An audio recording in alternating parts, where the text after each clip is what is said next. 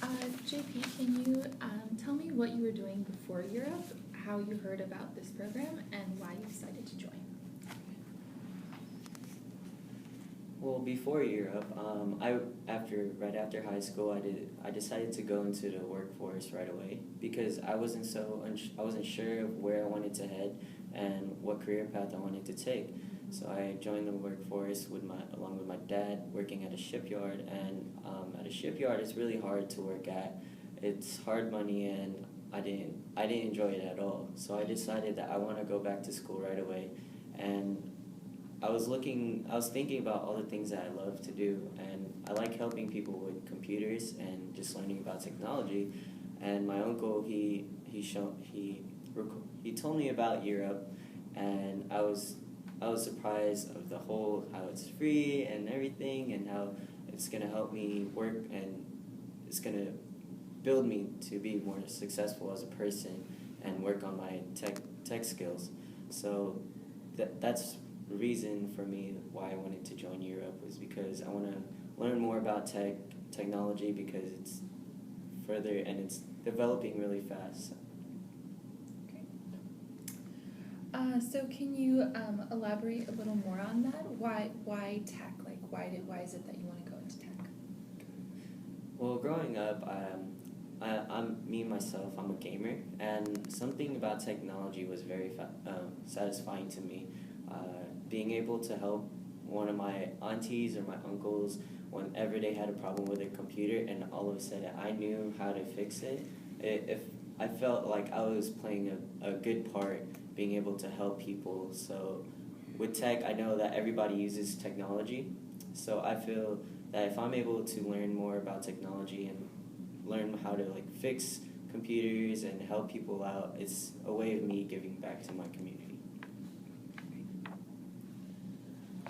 So can you tell us what was your biggest challenge or growth area during the learning and development phase, and what you did to overcome this challenge?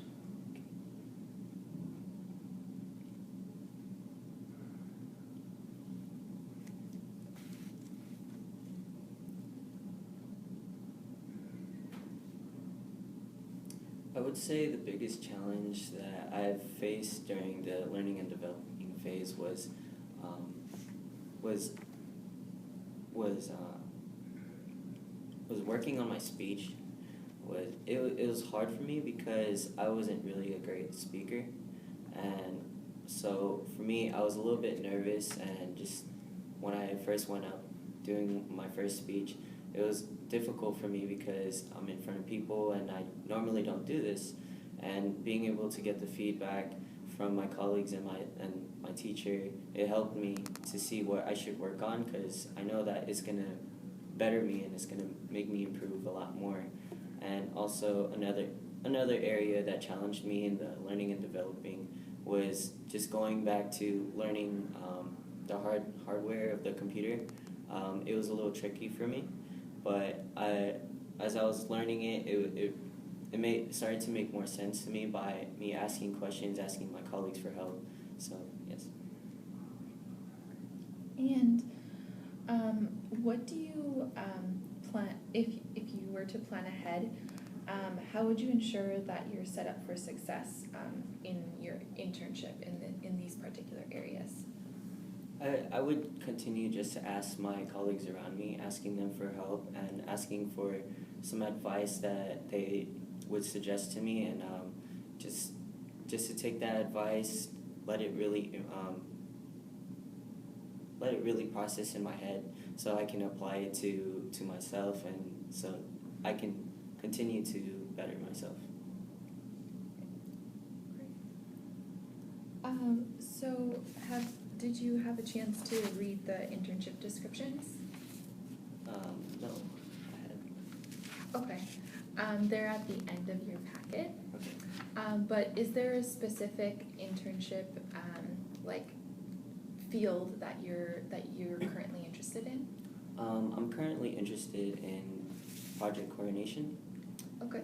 So Can you explain to me what makes you a strong candidate for that particular field? one makes me a strong candidate for this particular field is that I can really adapt, and I feel like I'm a really understanding, humble leader to a group or a team. I can get along really well with people, because for me it's a goal for me to be able to get along with everyone, and I feel that if you're able to get along with everyone, you could really know what they can do and what they're capable of doing. So being a leader and being understanding to the people, I feel like it would be really strong for that. So let's say, for example, that you are on the help desk team and you have the project to analyze how quickly tickets were closed in the past 2 months and what might have slowed down some of the processes. Could you talk us through the steps you would take to complete this project?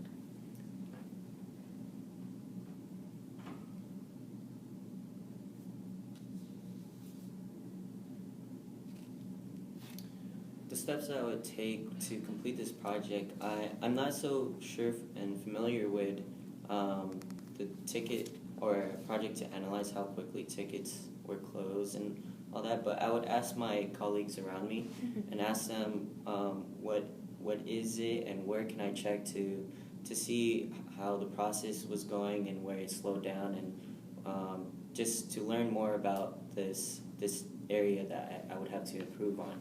So yes. So you mentioned that you were interested in project coordination. Could you give me an example of a technically difficult project that you've had to work on? What was your role in this team project, and what did you do?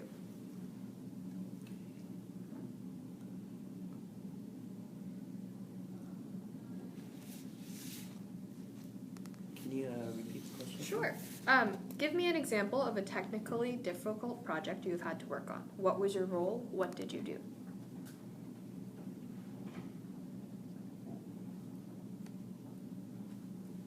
A difficult project that I had to work in a team was when we were working on malware. I wasn't so sure what malware was, and a couple of my colleagues had a clue of what it was, and my role was to define a certain malware that I did not know at all. So I asked them, and as we were going, we were just helping each other out. I was asking them for help; they were helping. I was helping them out, and soon enough, we were able to get our project done together. So having that teamwork and helping out each other was something that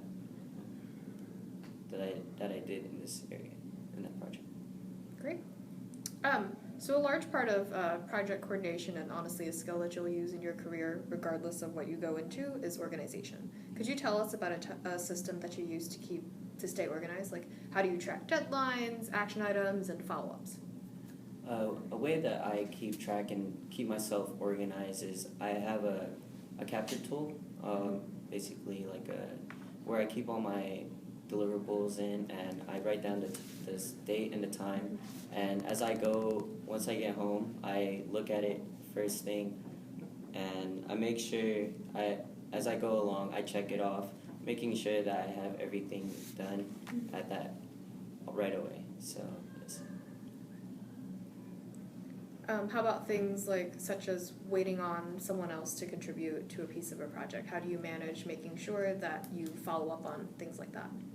I would first have their contact information, and I would give it a certain amount of time to make sure that I would probably give an hour or two before the deadline, asking them how's everything going, and making sure that if they need help or anything, I'm there to help them. And so just to ask them and keep following up and making sure that they're able to get it done. Just to kind of push that a little bit more, because now I'm curious. How would you handle a situation if a team member did not get their contribution in by the deadline?